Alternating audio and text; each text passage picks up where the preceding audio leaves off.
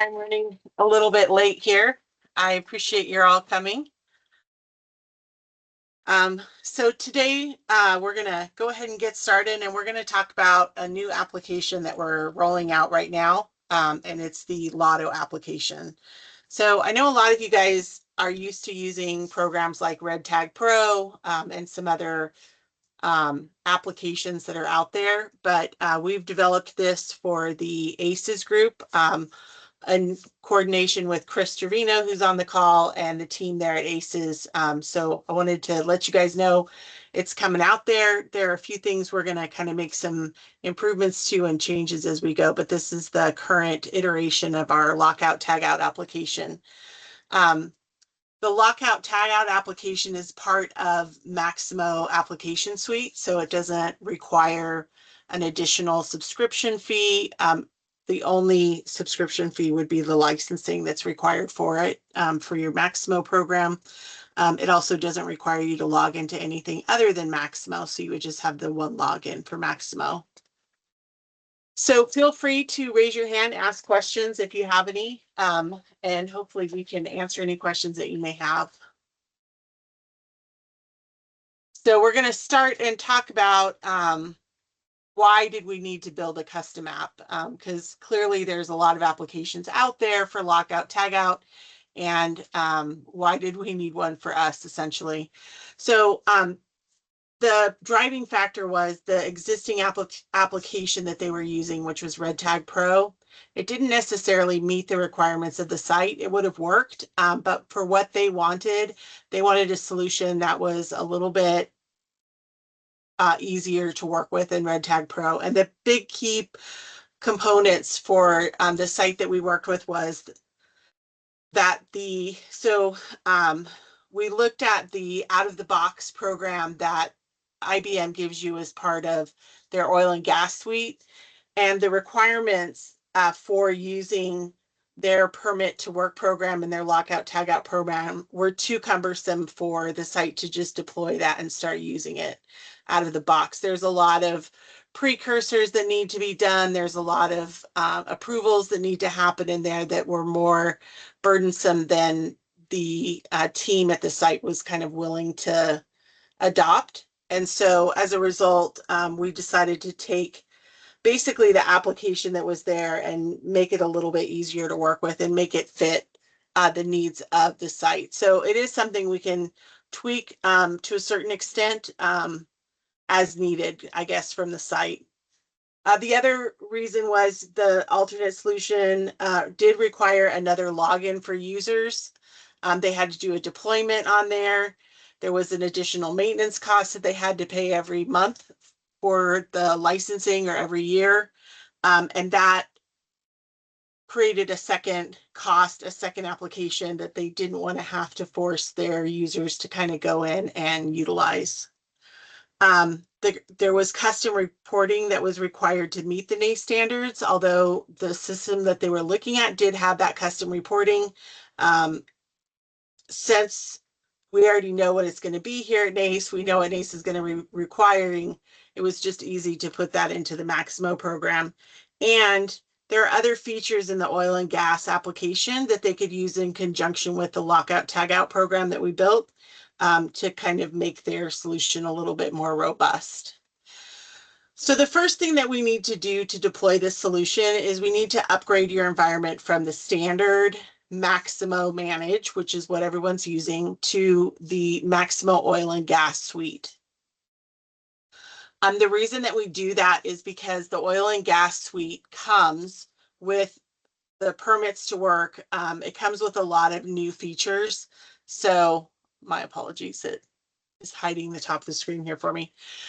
So it comes with a management of change application where you can apply the management of change and manage it through work orders and notifications and workflows to allow people to acknowledge that they receive the management of change, that they approve it, and all of that stuff. It comes with an improvements module where you can create an improvement plan and then track the progress through Maximo through the work orders.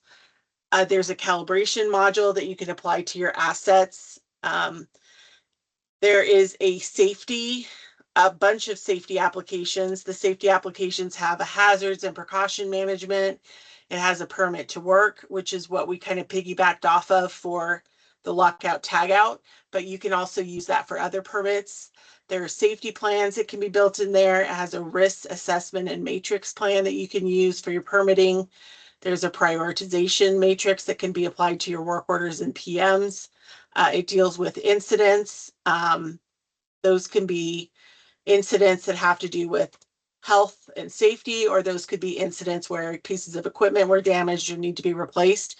You can do your research investigation into those incidents and figure out your lessons learned and best practices from that application and track all of that inside of Maximo.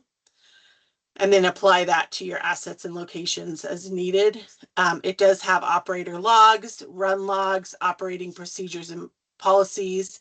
All of that can be tracked in oil and gas. So because of that, it made sense to go ahead and move to the LOTO application in oil and gas instead of trying to build a new one. What this does to your licensing is it moves your base users to a premium level. So they're moving up in cost or up in app usage, app point usage. It goes from 3 to 5 application points for a user. And then for limited users, it keeps them exactly the way they are. So the only people that are affected are the ones that are currently base users or they have full access to everything. They're going to bump up a little bit in your licensing costs.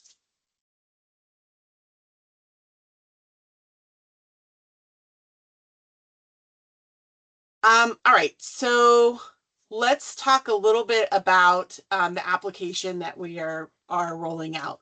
So there's a couple of features in the application that we wanted to put in place. And you'll notice the first one is we wanted to make sure that the site could control who has authority to do things. So we created a LOTO authority button for each person on their person record. It allows you to indicate whether they're authorized requester or control authority. This is managed by the site itself. So I'm just going to show you in the Maximo application here so you can kind of see what we're looking at. So if I go into administration, resources, and people, the oil and gas module adds a section here called details. It allows you to track a specific authorization or authority for each person. And so we've added this little section here for lockout tagout authority. And here you would just check if this person was control authority, authorized requester, or both. And then you would go ahead and click the save button. And that can be changed at any time. It is audited so we can see if that gets changed and who changed it in the background if we need to.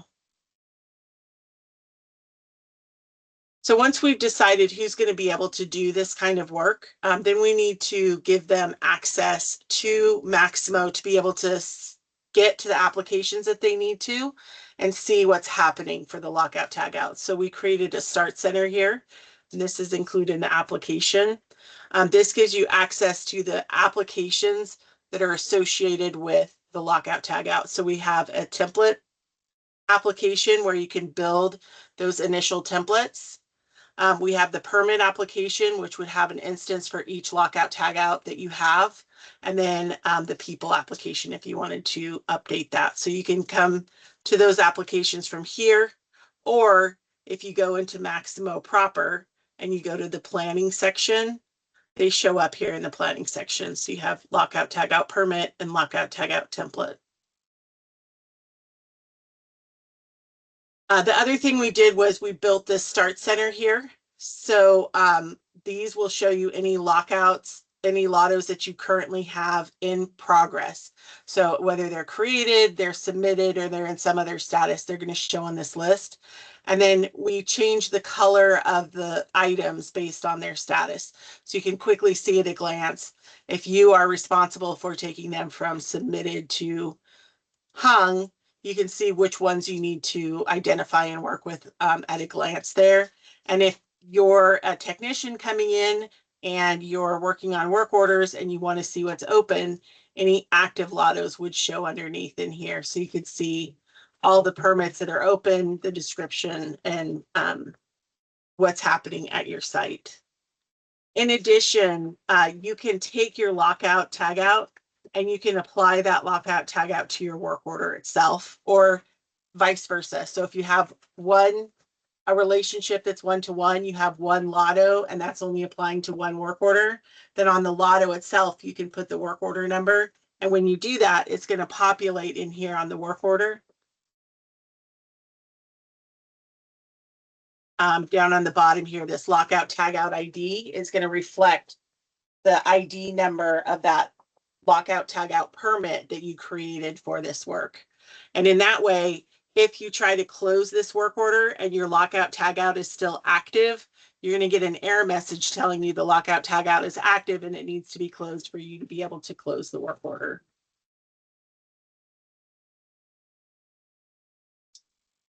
You can also have one LOTO permit that applies to multiple work orders. So for each work order that it's associated with at this level here, it will give you that warning, whether it's associated one-to-one this way or whether it's one-to-many. This could have multiple lockout tagout IDs, or there could be multiple work orders for one lockout tagout permit. So I'm going to take a look at the lockout tagout permit or template application. So this is really the first step of where we're going to be working.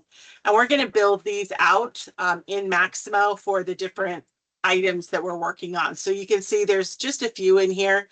But essentially what you would do is you would come in here and you would create a template. Now we do have a blank template. This blank template is used as a starting place if you want to create your own on the fly. So you don't necessarily have to have a template for every single permit. You can actually create a LOTO plan on the fly for your permit, but you can also create these templates if you just want to be able to pull this up and it gets used on a regular basis. So you're probably going to designate one or more people at your plant. Usually it's the planner or maintenance manager or someone from the maintenance team, and they're going to create these templates. So in here, we're going to put the lockout tagout number that's auto-filled. The description of what we're doing. This is just to make it easy to look for when you're pulling up the LOTO templates in your permit application. You can put the asset here. It's not required, but this would be the overall asset you're working with. And then if we go and we drop down the arrow here,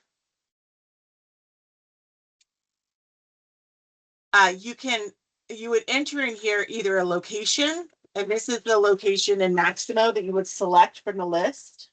You would select the asset in Maximo here. And if you had a location and you didn't have an asset, or you just wanted to put a description of a device that you're working on, you have that option as well. So there's going to be one of these three things needs to be populated. You have a section in here for notes. These notes should say the things that you're doing. So soft tag and DCS, de-energize breaker. This would tell you exactly what you need to do. And then on the right-hand side, we have the tag number. So not every instruction in here is necessarily going to be associated with a tag. You could potentially have instructions that don't have a tag associated with it.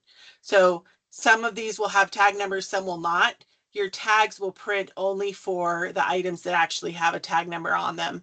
Anything that doesn't have a tag number isn't going to print. And then you put the apply sequence, apply state, remove sequence, remove state. And that gives you an instruction on what to do as you're going through your lockout tagout. So once that's all in, you can add attachments in here. Those attachments will flow to the work order and to the lockout tagout permit application. You're going to save this and you're going to mark it as active by checking this box here. If it's not active, you can uncheck it and then you won't be able to select it in your permit application. So let's take a look at the other application here. This is the lockout tagout permit application here. So this application allows you to create permit for work, and we've kind of been playing around in here, so you're going to see a lot of things in one status.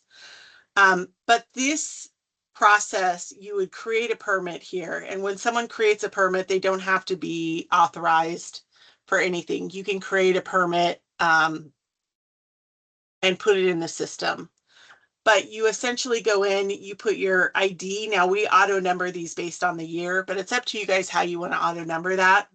Description of the lotto, the date that the lotto is happening, and you'll also see it'll populate these values as it goes through the statuses.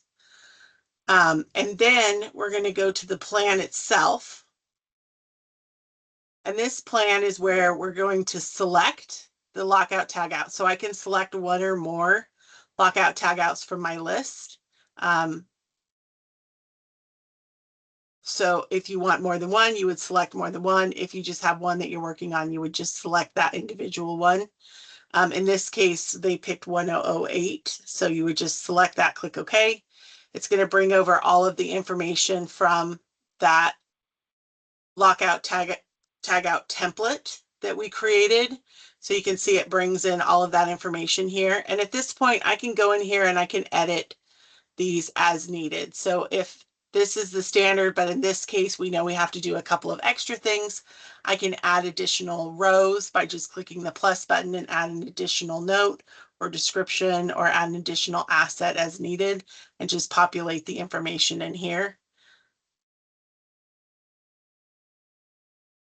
Once I've done that, I'm going to go ahead and save, and then I'm going to submit, change my status here. And it goes through a number of steps. So it goes created, then we submit it for review. Then once we submit it for review, it's going to get hung, then it's going to get verified. Then once it gets verified, the system's going to automatically change that to an active lotto.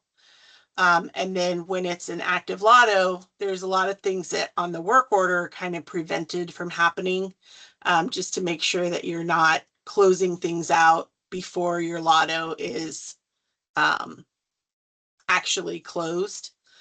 And then we're going to release the lotto, and once that's done, you can change it to a complete status.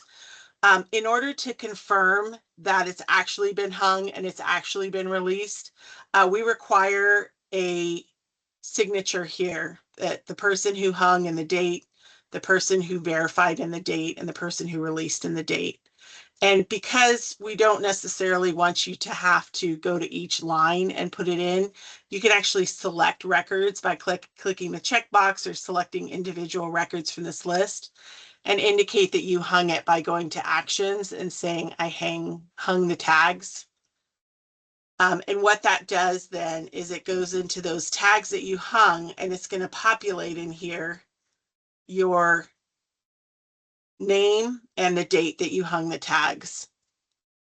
As soon as I save, it's going to ask me to put in my password, and that's just to verify that the person who hung the tags is actually the person who signed it into Maximo. Because what we don't want is to have this generally signed in and to have some random person come in and say, yeah, I hung the tags, and then it won't verify that they're authorized to hang the tags. So in order to ensure we get the right person doing that, you do have to sign in anytime you're checking that they're hung or verified or released, just to have that second level of confirmation. You also can't have the same person hang the tags and verified. If I try to do that, it's going to give me an error message saying, same person can't do both. You need to find someone else to verify the tags. So even if you're just trying to populate it for somebody else, the system's not going to let you do that. So it's going to make sure that whoever is signed in is the one that's actually doing the hanging and verifying of those tags. The other thing that we let you do, and I'm not going to go through every single step of the process, we do have a guide and everything. I'd be happy to send you if you're interested in doing this for your site. But up here on the top, we do have printing. So if you want to print the lotto sheet, you can click on this little print here, and you can see it prints the lotto sheet here. It also prints the second page, which is the sign-in page that you usually get. In this status, it doesn't print that, so that's why we're not seeing it right now, but it'll tell you all of the information that you would normally see on your record sheet, the item number, the tag number, asset, and task, and then the gray would be your description of work, the order that you should hang it, the position it should be when you hang it, the release order and the release position, as well as the initials of whoever hung, verified, and released it. So as that data populates, it's going to show up in here. So you could print this at any time and see what's actually in the record. The other thing that we have here is this printer icon on the end. So this is to print the actual tags. When you click print, you can see it prints a tag, separate tag for each one that you have on the list. If you want to print just one of them, you can set it to only print a specific page and print just that one that you're looking at. So if we isolated this to 18, we would just print tag 18. As far as what you need for this printing, it's probably going to be things that you already have. But let me pull through here. For the site that's currently using this, they're using a Zebra printer. They're using a ZT231. It looks similar to this. Any Zebra printer will probably work for this. And then they're using a tag roll. This is an Instamation tag roll, DT1000, and that gets loaded into your printer. And then when you run the print option in Maximo, it prints out the tags that look like this. And these are safe. They're I forget what they say exactly, but they're tug resistant, so you can't just pull them off. They meet all of the requirements for the tags themselves. But they buy these in lots of 1,000, and they can print out those tags on the fly whenever they need them. So that is our lockout tagout program that we have that we're going to be offering, and we will be offering this soon. So if it's something you're interested in, let us know. We can schedule a full demonstration, give you the full guide and everything, and start giving you pricing and all of that.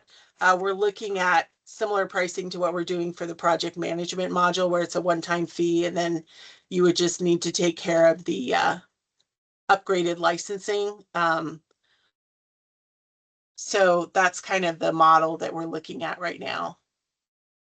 You don't have to be on NAES Maximo to have it. We can deploy it to any Maximo instance that you have. So you would just need to let us know if you want it on an instance that's not a NAES Maximo instance. So Anthony, the safe to work checks are actually on the permit application. The permit application is separate from the lockout tagout, and that we're going to schedule a meeting to go over those probably in 3 months once we get that fully vetted. So we're still vetting out all of the details of that. And let me find my screen here. The permit to work does have all of that information in here. Here we go, safety permit to work.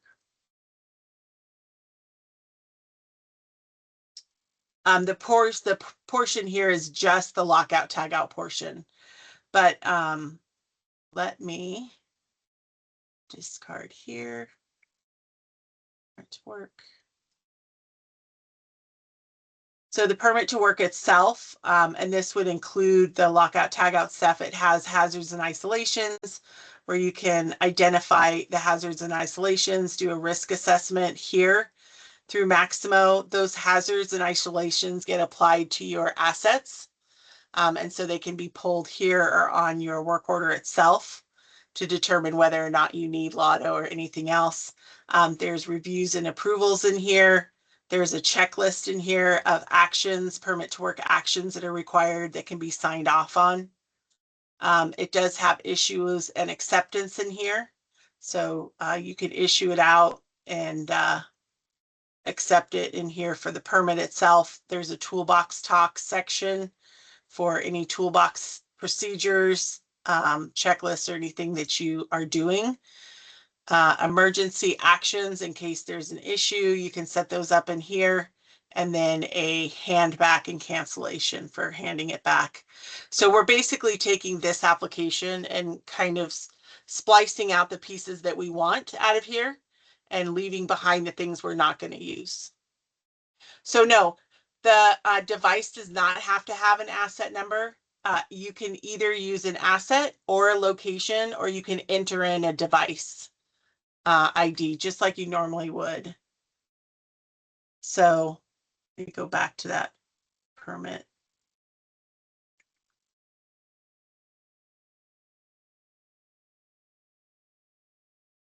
Typically, we do associate at some point with an asset, but on the plan itself, you can either put a location, an asset, or a description. Any one of these three works.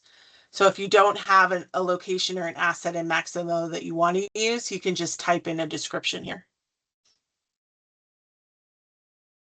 Good question, though. Anyone else?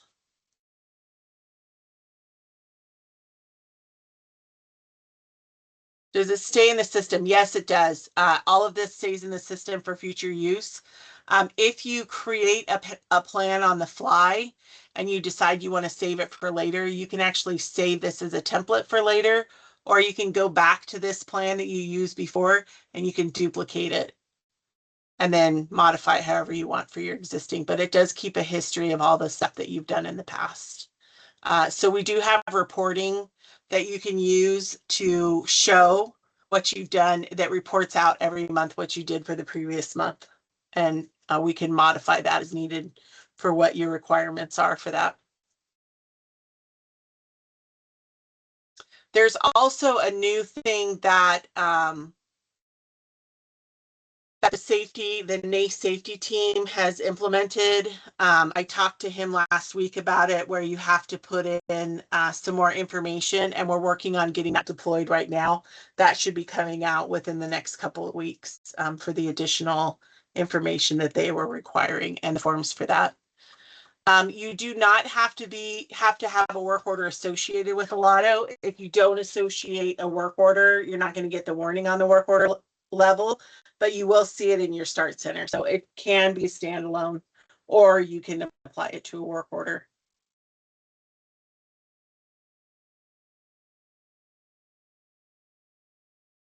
And if you already have existing data for templates in another system, we can take that information and load it into Maximo. So you don't have to recreate all of those. We can just transfer them over.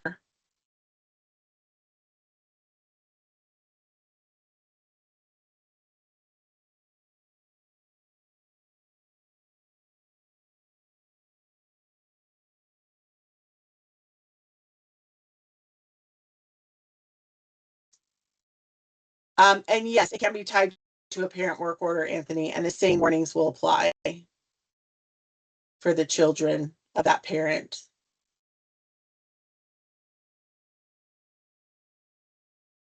Mm-hmm. Good questions. Anyone else?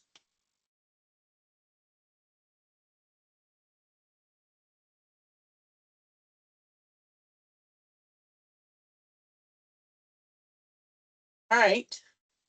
Well, like I said, if you do come up with other questions that you have in the future, if this is something you're interested in, go ahead and reach out to your representative that's working with you if you're with NAES, or you can send an email to us. It's cmms@naes.com. And if you reach out to us there, we can schedule some demo for you or whatever you want to see. In addition, we'll have this video available on our YouTube site, so you can go there and grab it. There will be a link. There is a link actually on this invite that you got, so you can go to that page from here. That has all of our presentations that we've done for the lunch and learns, as well as some additional training and masks that you can use for your sites if you're interested. They're just 5 to 10 minute snippets for training. And next month, we're going to be talking with Tori about job plans and PMs. So if you're interested in that, keep your eyes on your inbox. We'll be sending that invitation tomorrow. So it'll be for preventive maintenance and job plan creation and management.